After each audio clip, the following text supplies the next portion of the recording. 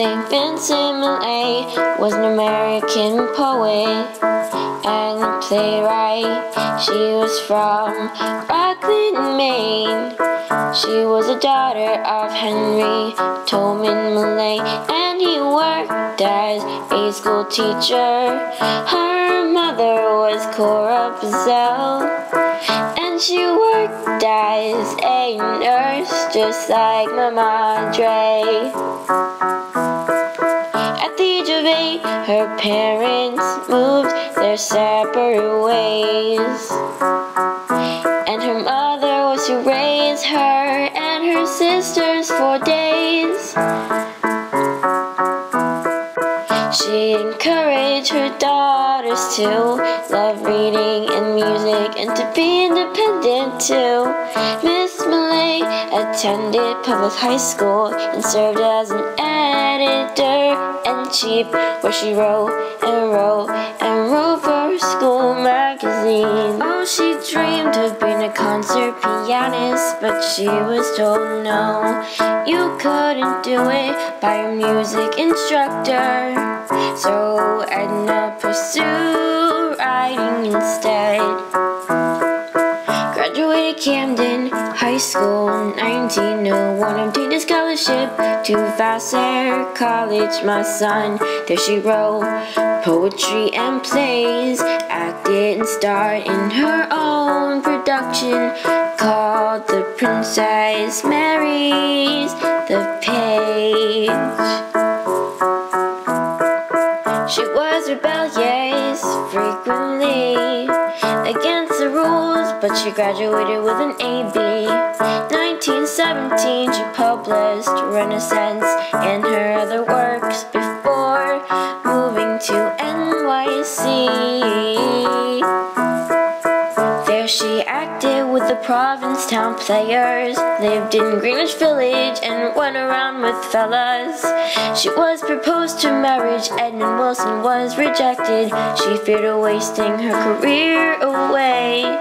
1923 she was the first woman to receive a Pulitzer Prize for poetry. That same year she married Eugene Voisterman, a Dutch businessman who supported her all the way. All the way. He was smart, pro-feminist, and considerate. They went on reading tours and sailed the world. His devotion included the purchase of Ragg Island.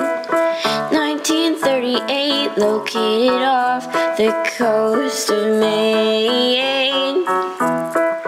They later moved to Austerlitz, New York, on their 700-acre farm. Now a modern-day historic landmark. In her home there, she created The King's Henchman, which premiered at the Metropolitan Opera of New York. The year 1927, EDNA became involved in a court case. Nicola Sacco and Bartolomeo Vanzetti were convicted from the murder of 2 payroll guards. They were executed, but questions still remain. EDNA and her posse protested. She was arrested. This experience had its ups and downs, from her election into art schools. During this time, she also was depressed from her close friend's death and her 2 parents. 1944, unable to write for 2 years. And during this time, her husband was dying, but still cared for her. He passed away with lung cancer. EDNA St. Vincent Millay was a drinker since the 1930s, so they say. Relied on all this alcohol while she was a widow with no husband at all. Oh, she She died at the bottom of her staircase, alone at home. EDNA St. Vincent Millay was born the second month on the 22nd day. EDNA St. Vincent Millay died October 19th, 1950. She was 58.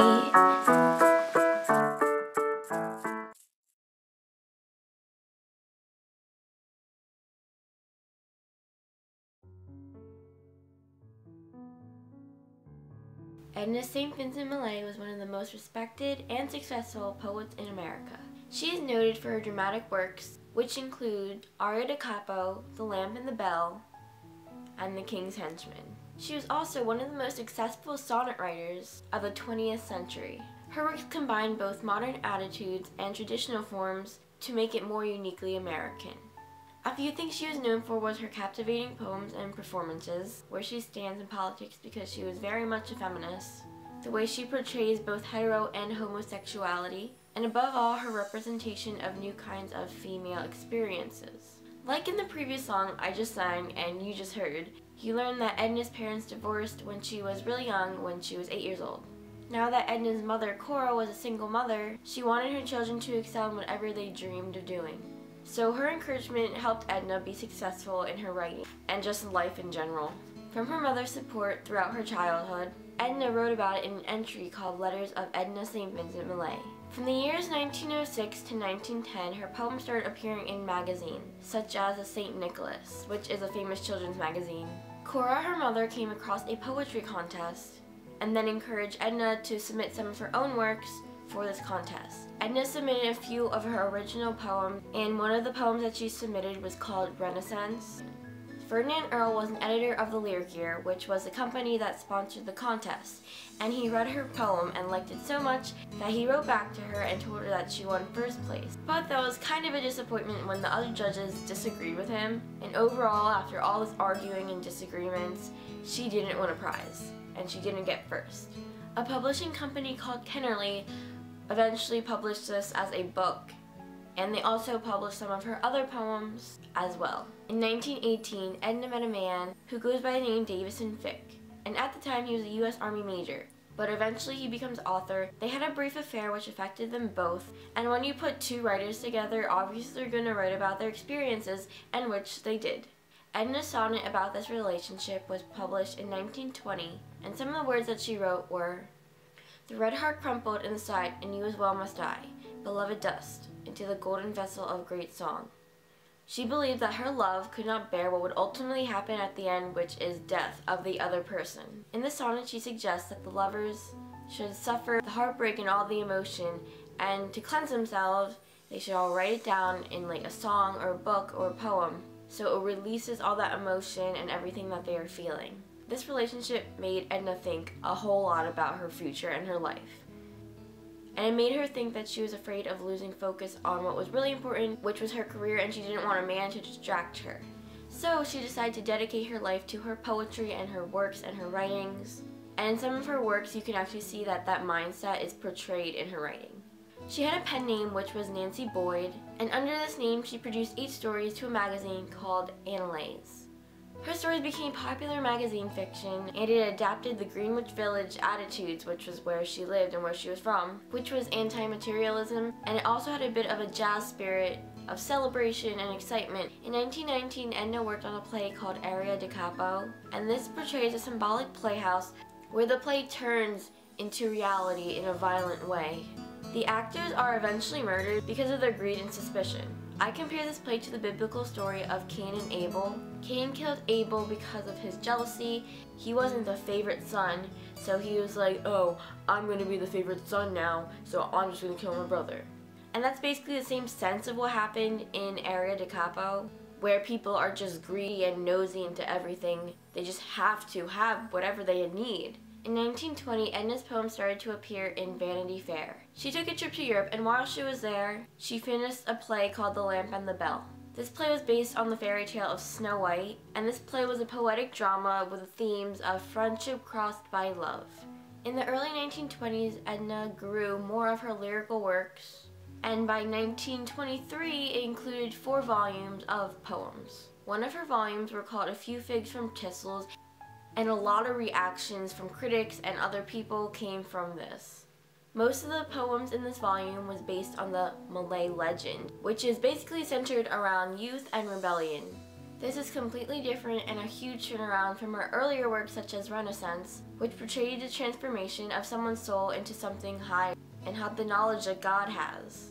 Renaissance also talks about how one's life is determined by how compassionate you are and the compassion that you show towards others and also your soul. That's totally different from the poems that are in A Few Figs from Thistles, which are very cynical. The themes of the poems within The Few Figs of Thistles had to do with post-war feelings, how you're young and you're rebelling against traditional ideals, and you want to reform and you want to do all that stuff. All of Edna's poems are very versatile, and they show her strength as a poet and what she can do with writing in her works. Most of this is shown again in another volume called 2nd April. In this volume of poems, she talks about beauty, and the poems within this volume include free verse poems and sonnets. Her first free verse poem was entitled Spring, and a line from this poem says, "Life in itself is nothing. A flight of uncarpeted stairs." By this, I believe that she means that life is like an empty cup. It is nothing great unless you make it something great. You can make it boring, like some tasteless water, even though it's good for you, but you know what I mean. Or something exciting, like soda. Not everyone likes soda, but there's bubbles in the soda, yeah, they make it exciting. And maybe if you're overage and legal to drink, that can be more exciting to you. Now I will be telling you some of the things that she does in her poems, and we'll be dissecting one called Lament. In this poem she uses apostrophes a lot, which means you're talking about someone who isn't there, but you're talking as though they were there. She also uses repetition of the line, "Life must go on." And by repeating this line, "Life must go on," she emphasizes it more. In this poem it is a point of view of a widow who has children and her husband passed away. Because of the repetition, "Life must go on," she says that a lot. Obviously you're gonna miss your dad if he passed away, but life is for the living and it's too late for the dead. A section of this poem says, "Life must go on and the dead be forgotten. Life must go on, though good men die." She uses an ironic approach in this poem to the widow's actual feelings. Then in the poem she admits that she doesn't remember why good men die, why good people die, or why they have to die, or why she, or anyone actually, has to let go of those good people in their life. And now she feels the emptiness inside of her from her loss. Because it's easier to say something to make people feel better and to encourage them rather than to actually put into action and to do it. So basically overall you learn that Edna is a very versatile writer. She likes writing plays, she likes acting, and she bases her stories and poems and plays all from her life and her experiences. So that is my author, Edna St. Vincent Millay.